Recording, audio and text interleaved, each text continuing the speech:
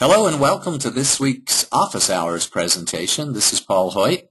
Our Office Hours presentation is a relaxed, informal mentoring program that I do almost every Monday at noon Pacific time.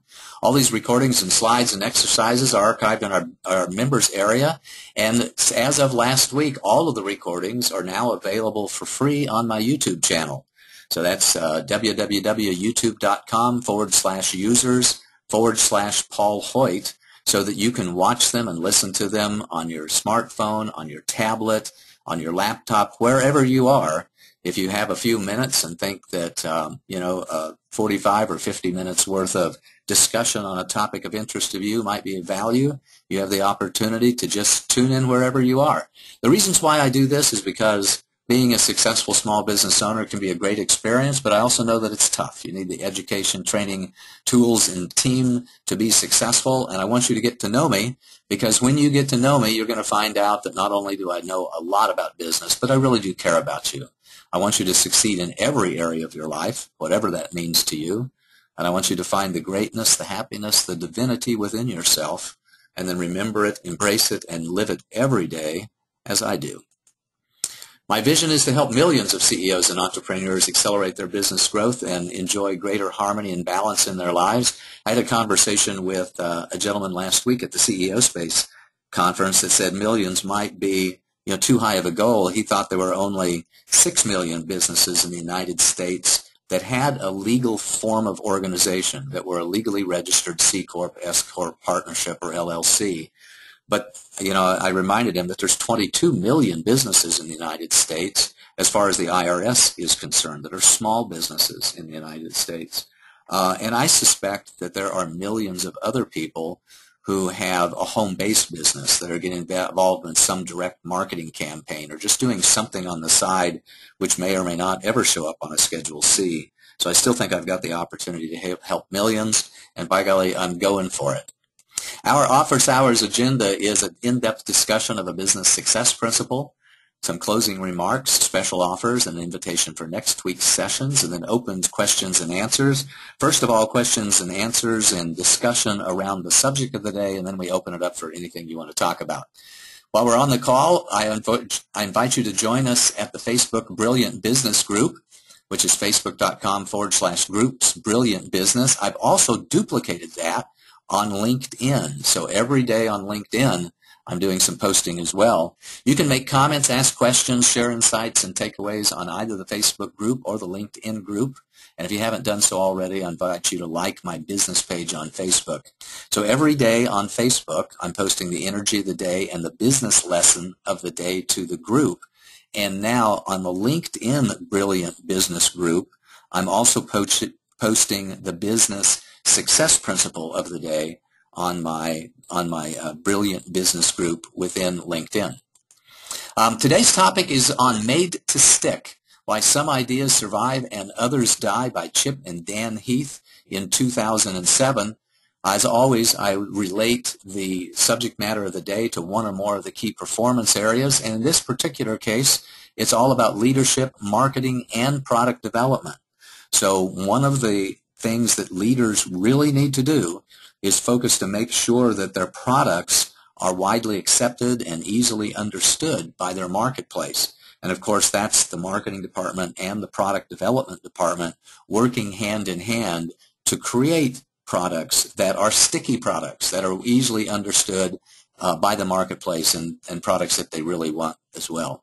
Our agenda for today is we're going to talk a little bit about the authors of the book.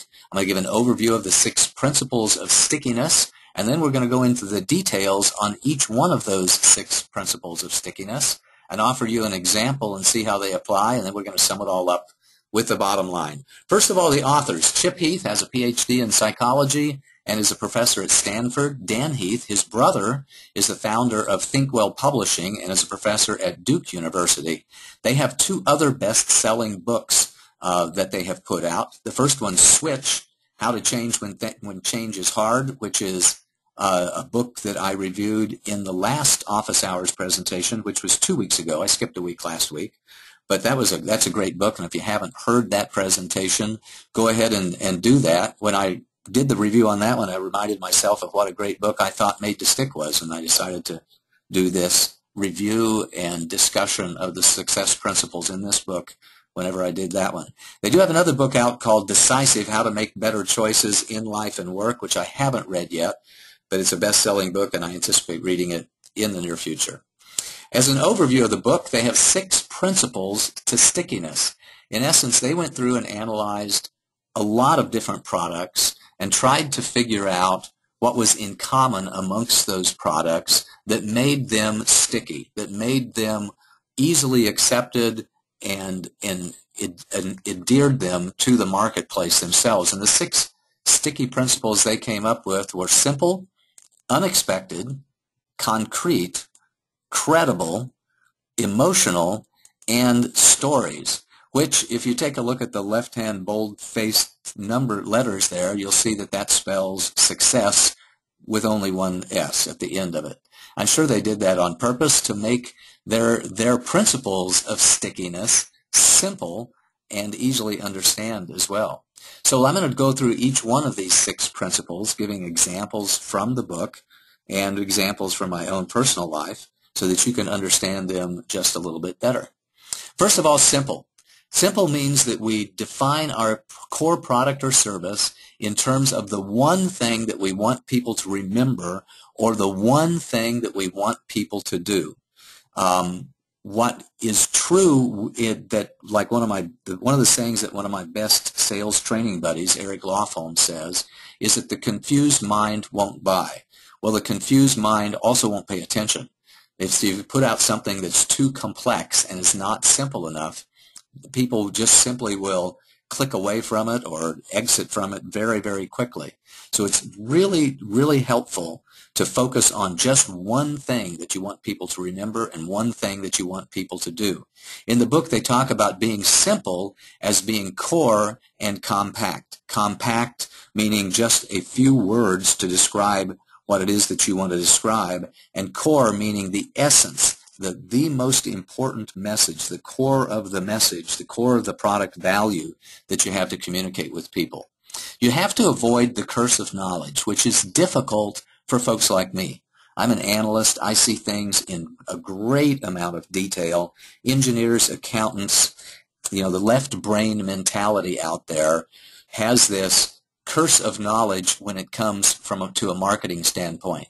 Well, and as an engineer and an accountant and an analyst and a computer programmer and a CFO and all those other left brain things that I love to do, I don't consider knowledge to be a curse, but it can be a huge challenge whenever it comes to communicating simple messages and trying to refine, these 3,000 words down to just 10 that are very core to the essence of the product value and compact in terms of being very, very brief, which makes them simple. One of the ways to get to that is to keep asking why until you get there. Why do people buy this product? Why do they want this product? Why do they use this product? And keep asking why until you get to the core and the meat of the product or the service so that you can communicate it effectively. One of the analogies that I would use is to target a very young and impatient audience. Imagine that you have an audience full of 5th graders, 10, 12, 13-year-old people who are, who just had a cup of coffee, and they're anxious on caffeine, and they're bouncing off the walls, and, you have to be very simple, you have to be very quick, you have to have a very high impact, clear, concise, powerful, and quick message in order to get their attention and keep their attention. Here's an example of the difference in between a complex message and a very simple message. The pomelo, which is also called Citrus maxima or Citrus grandis, is a citrus fruit native to Southeast Asia. It is usually pale green to yellow when ripe, with sweet white or more rarely pink or red flesh and a very thick, spongy rind. It is the largest citrus fruit, 15 to 25 centimeters in diameter and usually weighing 1 to 2 kilograms. We don't have any pomelo fruits here in the United States, but they're prevalent in Southeast Asia. Here's a much simpler way of talking to people, at least in our society, about what a pomelo is. A pomelo is basically a supersized grapefruit with a very thick and soft rind. That tells me all I needed to know. I didn't need to know all of this other information that came from the, quote, curse of knowledge. I didn't know that it was 15 to 25 centimeters in diameter. I didn't need to know that it was 1 to 2 kilograms. I didn't need to know the Latin, name for the exact species that it had. For me, just to know that a pomelo is basically a supersized grapefruit with a very thick and soft rind was quite good enough. That's what made it simple, and that's an example of taking a very complex, detail-rich message and translating that into simple language that's very easy to understand.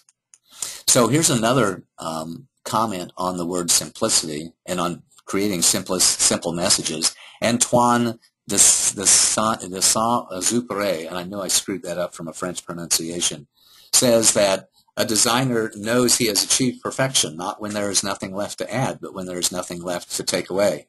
I'm also reminded about what Mark Twain used to say, if I'd had more time, I'd have written you a shorter letter, which is really true. One of the challenges of marketing is to take all of this knowledge and make it simple, make it core, and make it compact. I think it's really hard for extremely smart people to be simple. I would probably clarify that to say that it's hard for people who are engineers and have who analyze everything and see things in a rich amount of detail to be simple. I think that, marketing people who are able to crystallize messages and make them easy to understand are highly intelligent as well. They're just intelligent in a slightly different way. The second of the principles is unexpected, meaning that you really need to get people's attention and shock them out of their complacency and unconsciousness in order for them to grasp your message so that it begins to stick with them. There's a lot of different methods to doing that. You can break a pattern with a pattern interrupt. I know that's one of Tony Robbins' favorite messages, is that you have to interrupt your pattern. You can challenge people to predict the outcome. You can open up a knowledge gap of sorts. You can pose a question or a puzzle, or you can use a bit of a mystery story in order to get people to anticipate some sort of unexpected surprise outcome. In the book, they call this the gap theory of curiosity, which in essence says that you want to make people aware of a gap that they have in their knowledge or understanding that is enticing and appealing to them so that they'll want to close that gap. And we as human beings naturally want to know things and understand things. And the idea with an unexpected marketing message is to get their attention and keep them interested. They say that every aha moment must be preceded with a huh, which means that, what is that? I need to know that. There it is. Tease them with information along the way and close one gap while opening another one. Solve one problem while posing another. There's a famous author out there, Dan Brown, who wrote the book The Da Vinci Code, and another book that I've read called Angels and Demons, who was absolute master at this. He would pose a mystery, give some clues to that, kind of invite you as the reader or the watcher in the case of the movies, to try to understand and figure out where that clue was leading you. And the second that you solved that mystery, he posed another mystery. Where do we find the box? And we find the box and we open the box, and the box has a piece of paper, and we follow the instructions on the piece of paper, and it guides us to a key. And the key, and then there's another clue that guides us to the lock, and then there's another clue that helps us open the lock. It's really quite a science about closing one gap while opening another one in our marketing messages so that we can keep their interest in our simple message and continue to give them unexpected moments when we're communicating with them. Here's an example of an extremely unexpected message from the book, the Enclave minivan. Introducing the all-new Enclave. It's a minivan to the max, with features like remote control sliding rear doors, 150 cable channels, a full sky view roof, temperature-controlled cup holders, and the 6-point navigation system. It's the minivan for families on the go.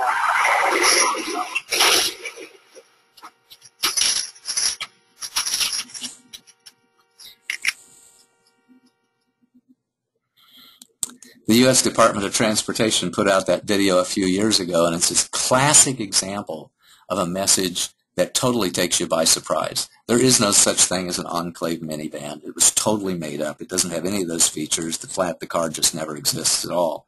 But they did a really good job of sucking me in, and probably you too as you're watching this, into thinking that this is a real-life commercial. Now that will stick with you.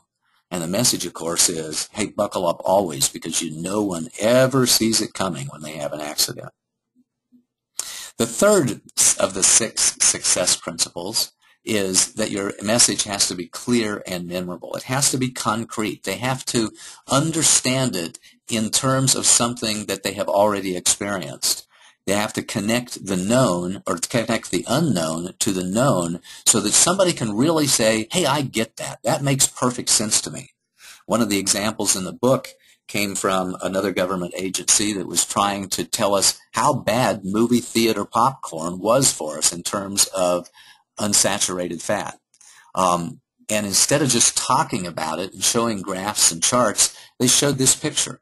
And the picture was that a medium sack of movie theater popcorn was equivalent to all of the unsaturated fat that you found in a McDonald's Big Mac, and a breakfast with 2 eggs and 3 pieces of sausage and 3 pieces of bacon and a couple of pieces of toast, and a complete steak dinner with baked potato loaded with sour cream with vegetables on the side.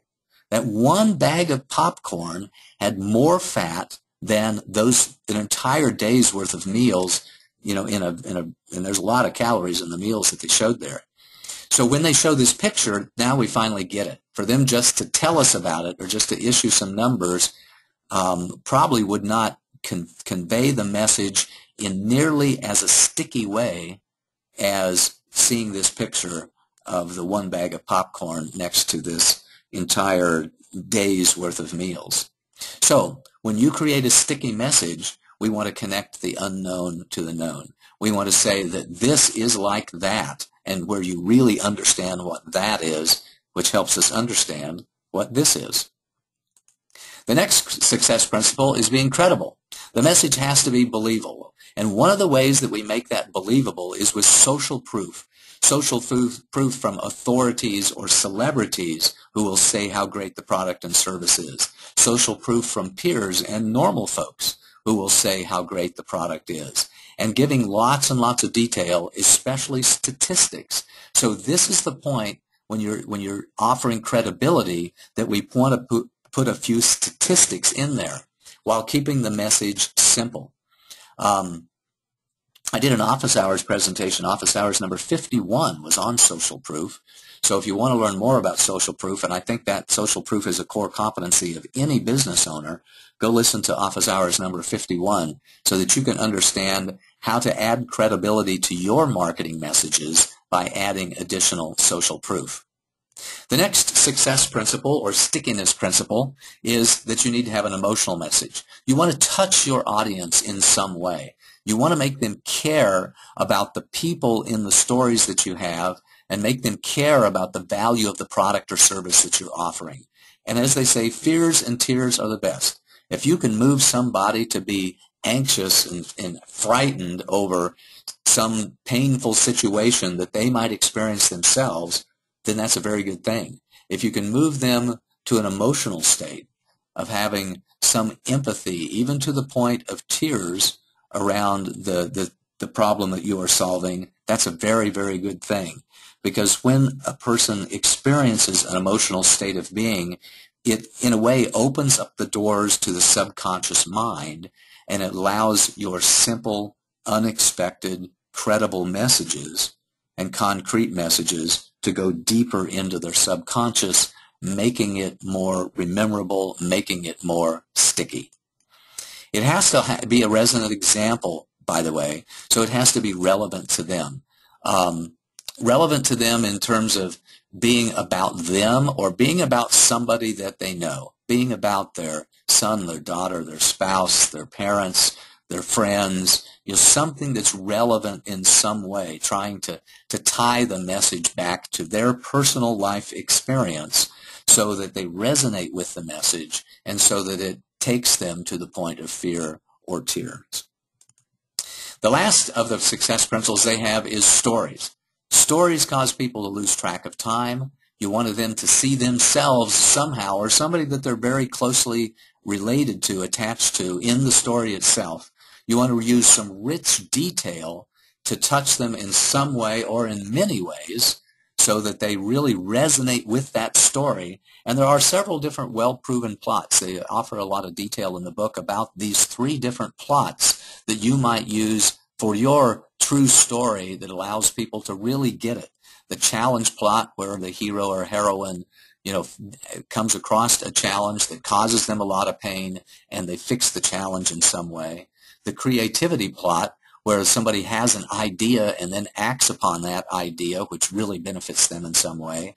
Or the connection plot, where somebody finds a connection to typically another person, but it could be an animal or a place, and that connection brought them great joy in some way as well.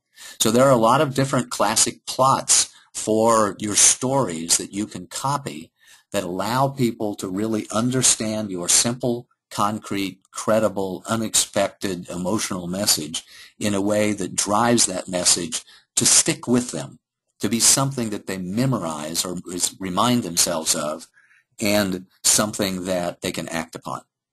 So in the book, they offer the example of doing a scorecard, just taking your specific marketing message and in some way rating that on a scale of, I use a scale of 1 to 5. You can use a scale of 1 to 100 or 1 to 10, whatever scale that you want. But take the marketing messages that you have and rate them. How simple are they? How unexpected are they? How concrete and credible are they? How emotional are they? And is there a story around the message that can get people to really understand it and really get connected to the message that you are offering to them? I want to give you an example. The example I want to use is a product that I am deeply familiar with, not because I wear one, but because the lady, Andy Page, who created the Girly Go Garter, is a friend of mine and a client of mine as well. If you go to girlygogarter.com, you can see this exact language around that product. The Girly Go Garter is a sexy, lacy garter with pockets that adheres to your upper thigh with patented gentle flex grippers. There are 2 types of pockets on the Girly Go Garter: easy access on the outside just within the lace, and lock flap on the inside against your thigh. Both types of pockets keep your money, ID, lip gloss, mobile phone, keys, passport, and all of your essentials safe and secure and right at your fingertips.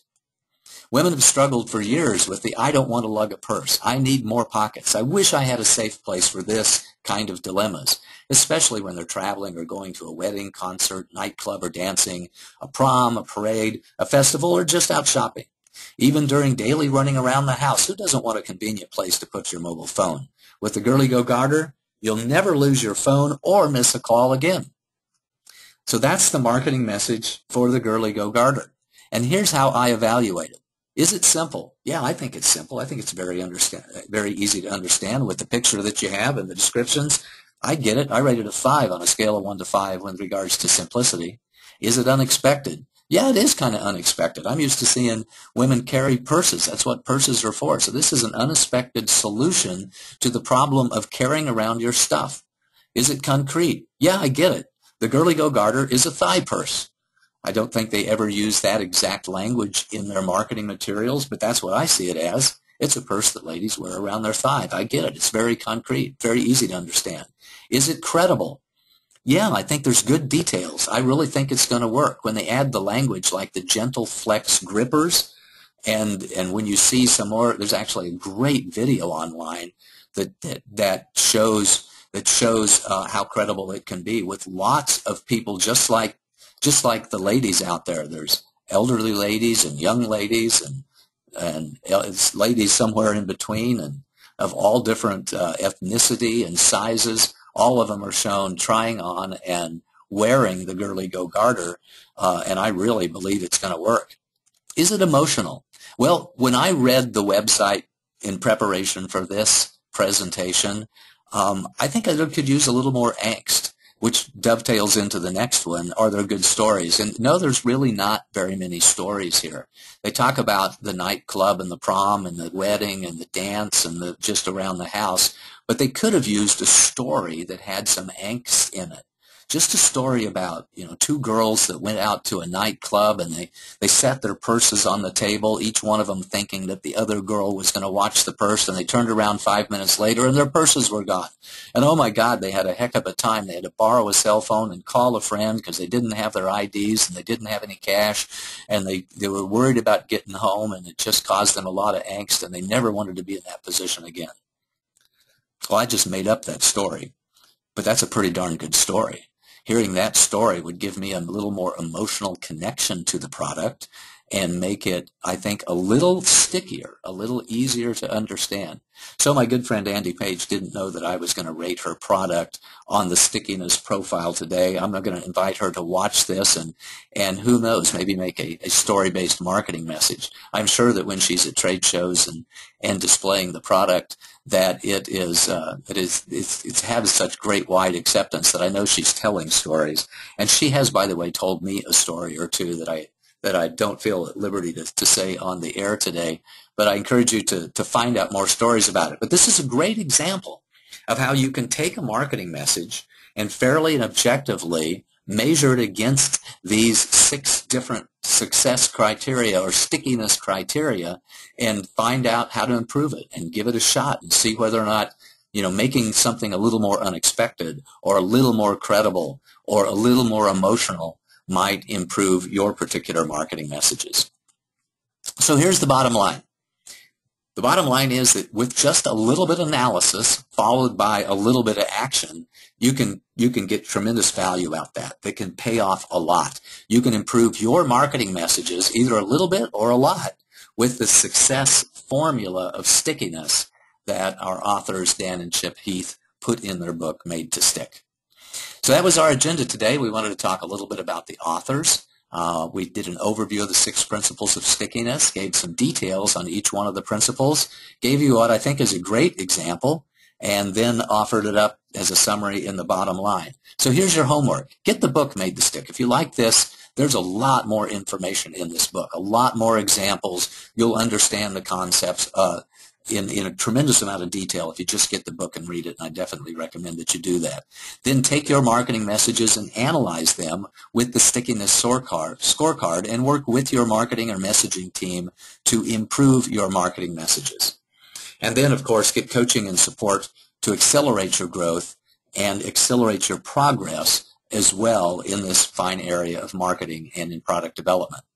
We're going to open it up to questions and answers here in just a minute. First, comments and questions on the topic of the day, and then any other issues that you might have. Tell me what your biggest takeaways are and the insights that you got from the presentation, and then let us know what you're going to focus on.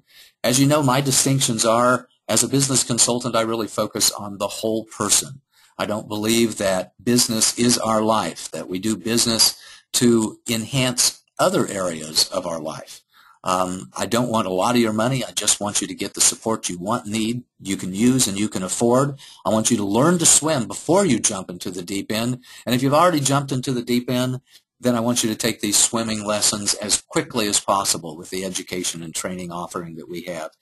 I believe that belief and persistence are necessary, but they're not sufficient. You also need a viable business model and a lot of support. I sometimes see people jump out encouraged to start their own business because they've heard the message that if you just go for it, if you never quit, if you're always persistent, that you're going to be successful. My sad experience is that that's not true, that you do have to have a viable business model and you do have to have a team if you intend to be successful without struggling a tremendous amount over the life of your business. So here at the Hoyt Management Group, we offer a variety of support services, education, training, consulting, coaching, and our growth management services, which is a do-it-with-you service. With our support services, we can teach you how to do things by giving you the education, training, and coaching that you need. We can do it with you, help you to make great decisions with our advising and mentoring services, and we can do it with you and do it for you with our consulting services and growth management services. So whatever level of support you need, the training and education, do it yourself, someone to hold your hand and walk with you on the journey of business and do it with you, or somebody to do it for you through managing projects, developing marketing collateral, doing other kinds of things, we're happy to do that for you so you can get the support that you need. If you haven't done so already, I encourage you to sign up for our Business Growth Acceleration Kit at paulhoyt.com/CEO bonus, where you get another marketing message I have on the, not marketing message, but an educational training program I call The 5 Choices of Winning CEOs, an article on the 10 things you should know about raising capital, some samples of my inspirational works, and a free business clarity session with myself or one of our senior consultants. And we always offer some surprise bonuses with the Business Growth Acceleration Kit as well. I think the value is absolutely enormous. I do my very best to help people make great progress in their business by understanding the foundations of business, by helping them focus on those things which will help them accelerate their progress, increase their survivability, and reduce their struggle rate over time. I encourage you to also purchase my CEO training program at beyondbusinesssurvival.com. It's what you need to know when you're the CEO. My good friend Nick Catricala says that the program's worth at least 20 times what he paid for it. And Nick's been a CEO and an entrepreneur for 20 or 30 years, but really appreciated the way that I've summed up the top 39 business success principles that there are and delivered them in a very easy, compact, audio, self-paced learning course that you can access online on your smartphone and anywhere that you want. I'm really proud of the Beyond Business Survival CEO training program that we've got. Our next office hours will be next Monday, December the 22nd. I haven't figured out what the topic is going to be yet, so let me know what topics that you'd like for me to address at paulsurvey.com. Do your homework, and let's open it up to questions and answers. First, comments and questions on the topic of the day, and then any other issues that you want to discuss. Stephanie, who has joined us for the call, by the way, Stephanie May, a senior consultant and a marketing strategist specialist with our firm, is helping me out on the call today. Thank you so much, Stephanie. Any questions for us today? I do. We got a couple questions here. You know, as you were talking, I was thinking of a couple of things. As you know, I've done a lot of copywriting and writing myself, and the one thing that always strikes me, and it's one thing that I tell my clients all the time, is make sure that you establish some kind of testing and tracking system specifically for the tweaking and the polishing.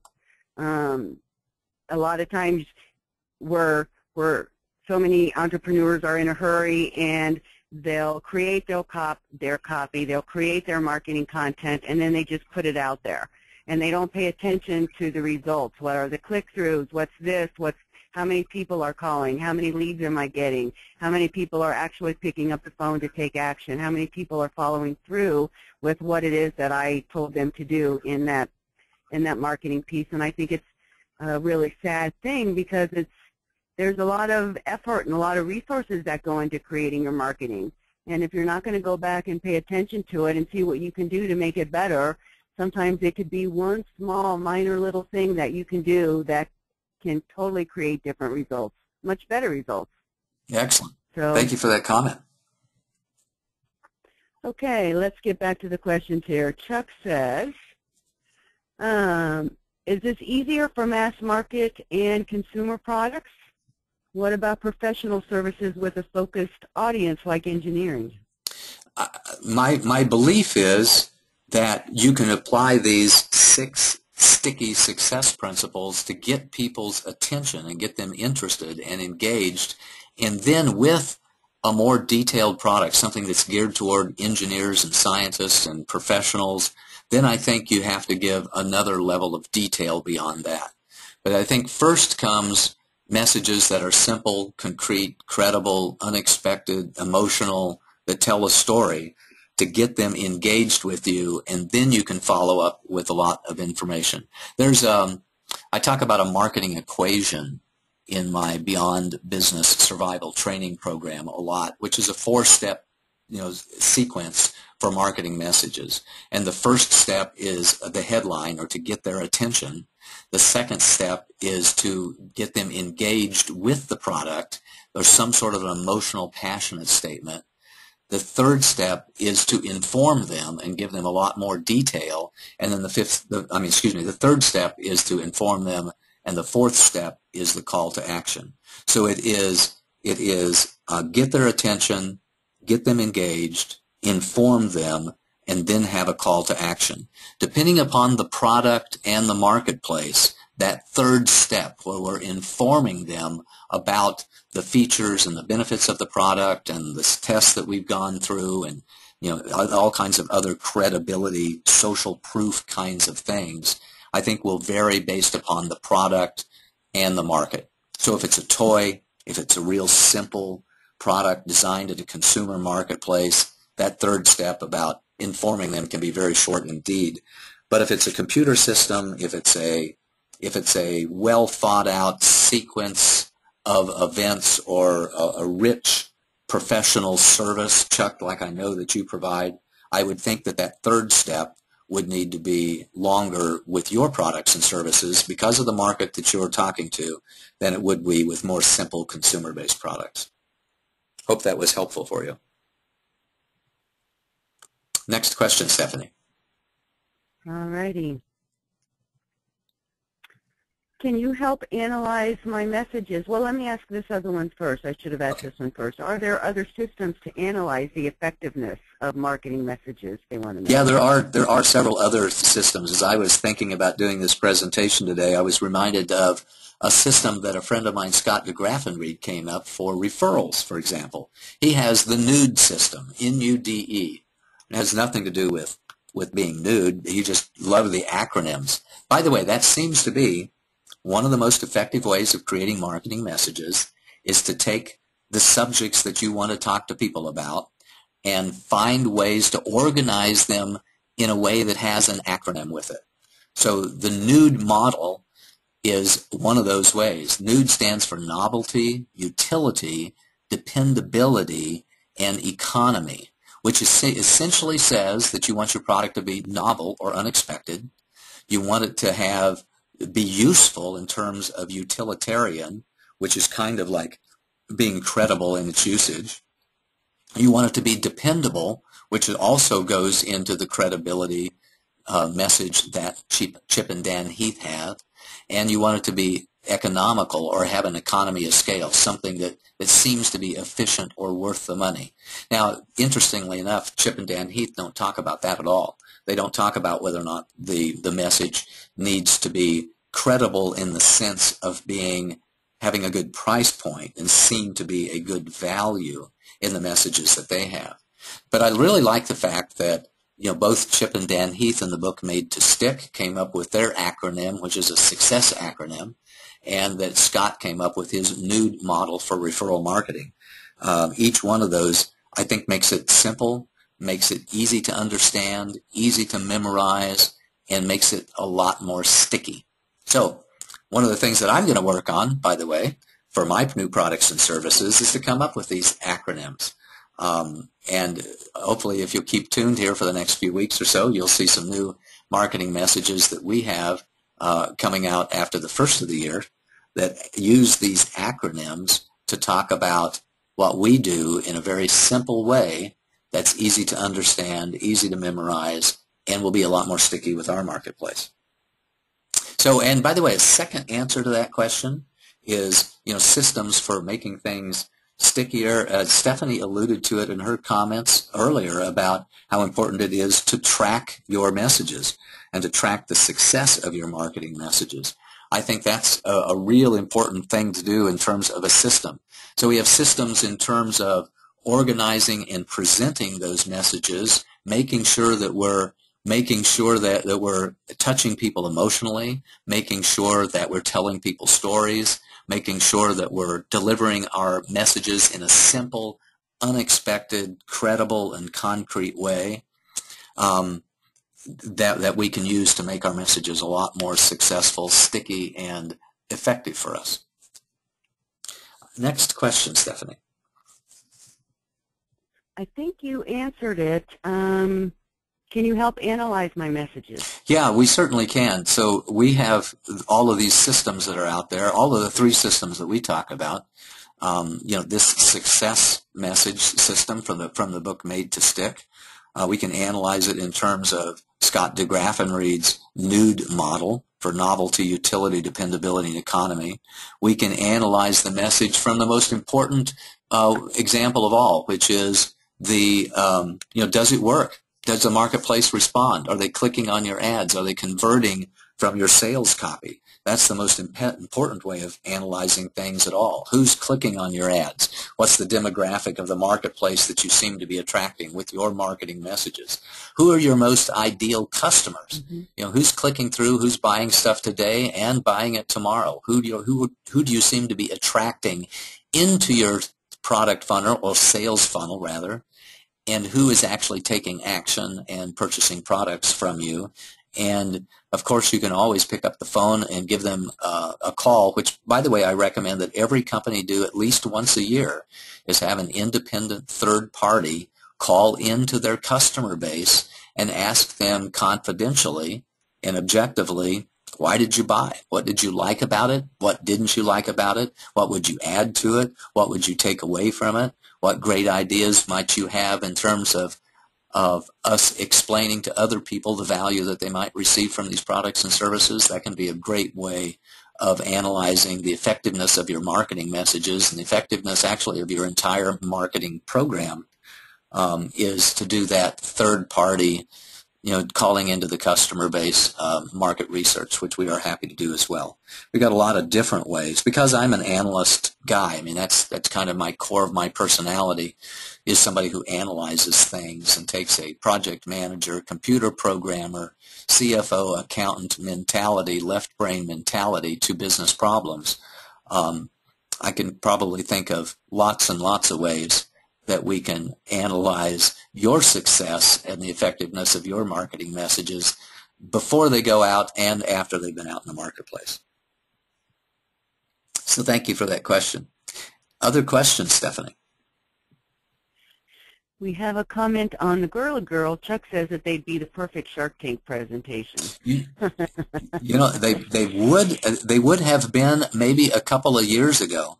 But just a little note on the Girly Go Garter, they're taking off like crazy. They're signing up distributors left and right. They're accelerating their growth. Last year, 2013 or 2014 was much better than 2013. Because she's a client of mine, I know a lot about her growth and the success that she has had. And let's just leave it that every time that she goes to a trade show, that she signs up dozens, if not 100 distributors for her product. Everybody from lots of boutique department stores. Nordstrom's wanted an exclusive on it last year for Christmas. They didn't get the exclusive this year for Christmas. But it's really getting rave reviews and widespread acceptance in the marketplace.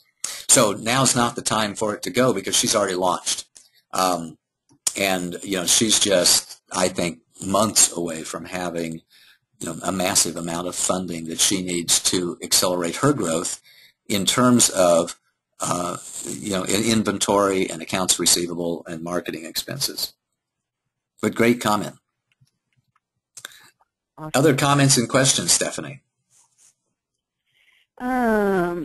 One more question. How do you rate your own services on the success scorecard? I think that I can learn a lot. Just kind of a pre-announcement here. I'm thinking about using coming out with the marketing messages I call the PEP system. PEP stands for Planning, Execution, and Personal Growth.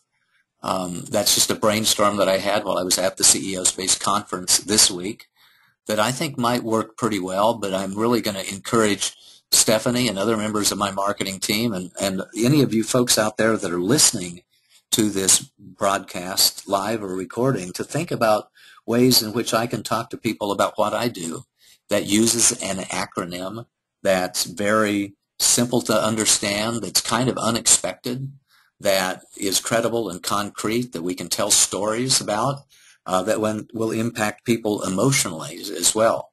So I want to try to apply this these 6 success principles or 6 stickiness principles to my marketing messages too, and revise those messages as we go out into 2015, which, by the way, is only a couple of weeks away.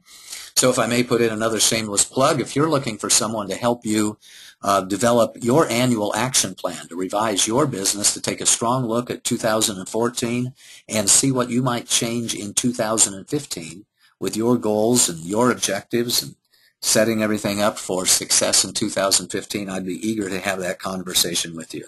For some companies, the right thing to do is to take your entire executive team off-site for a couple of days and run through a very rich facilitated process. For other companies, it's just going to be, a one-on-one conversation for a couple of hours to think it through. But I'm a big fan of planning, so I encourage you to think about your goals for 2015. If there's a way that we can support you in that process, please don't hesitate to give us a call. Next question, Stephanie. That's it. That's it.